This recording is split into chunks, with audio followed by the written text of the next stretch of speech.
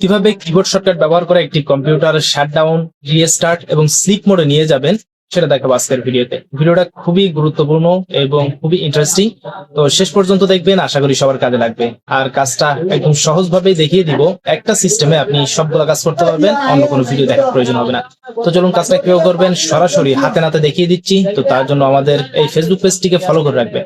আর যদি এই মুহূর্তে ভিডিওটি ইউটিউব চ্যানেল থেকে দেখে থাকেন তাহলে আমাদের চ্যানেলটিকে সাবস্ক্রাইব করে রাখবেন, তাহলে নেক্সট টাইমে এই রিলেটেড যে ভিডিওগুলো আপলোড করব তা কিন্তু সবার আগে আপনি পেয়ে যাবেন। তো এবার আপনি এই টাইপের ভিডিওগুলো আগে বহুবার দেখছেন, তবে এক একটা ভিডিওর ক্ষেত্রে এক একটা সিস্টেম দেখায়। আমি জাস্ট একটা সিস্টেমেই সবগুলো কাজ করবে এমন ভাবে দেখাবো।